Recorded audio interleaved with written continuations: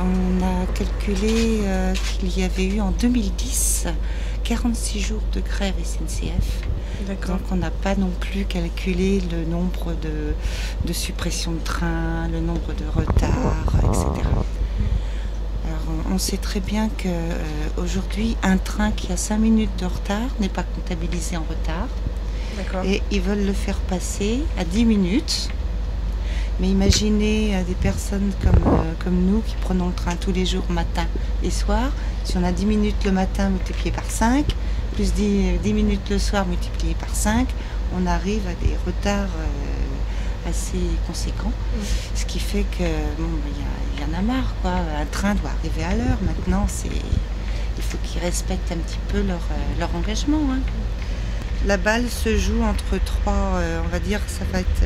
c'est pas une partie de tennis, mais c'est une partie de tennis triangulaire. Il y a la région, la SNCF et la RFF, le réseau ferré de France.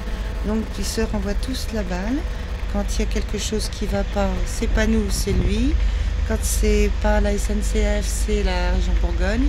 Et voilà, donc on tourne en rond ou en triangle, comme vous voulez. Alors, sur les tarifs, on demande qu'il n'y ait pas d'augmentation au mois de juillet. Et on demande également à ce qu'il y ait un remboursement représentant au moins un mois, soit sur un forfait, soit sur une fréquence.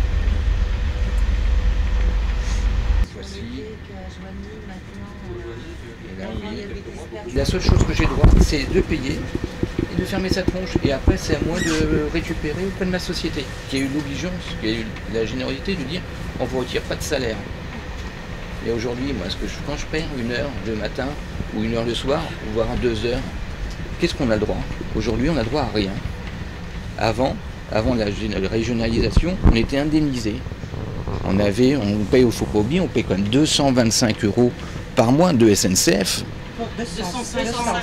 200, je précise. Voilà.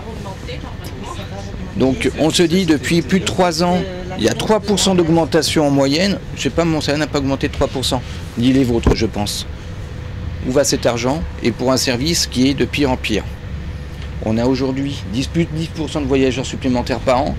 Et aujourd'hui, aucun investissement n'a été fait par la région ni par SNCF pour augmenter le nombre de trains. On va se retrouver quoi? Comme la ligne D du RER, avec les gens entassés les uns sur les autres. C'est ce qui va se passer s'il n'y a rien du tout qui est fait. Et c'est ça qui est quand même aussi problématique. Quel est l'avenir de la région vis-à-vis du transport ferroviaire, surtout que l'Yonne, aujourd'hui, est défavorisé à titre d'emploi. Quand on arrive à les avoir... Certains trains de la gare de Lyon, qui va être en travaux, vont venir également... Novembre. 3-4 ans avec la politique menée aujourd'hui. Encore novembre. Décembre. Et là, 21 janvier 2011. Récupéré après. Donc c'est plus des semaines à 39 heures, parce que je suis aux 39 heures. C'est des semaines à rallonge. Et je peux vous garantir que quand on se lève à 4h30 tous les matins, c'est fatigant. C'est usant.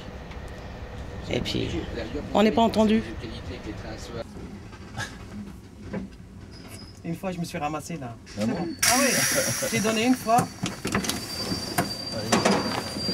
Allez, bonne journée. Bonne journée.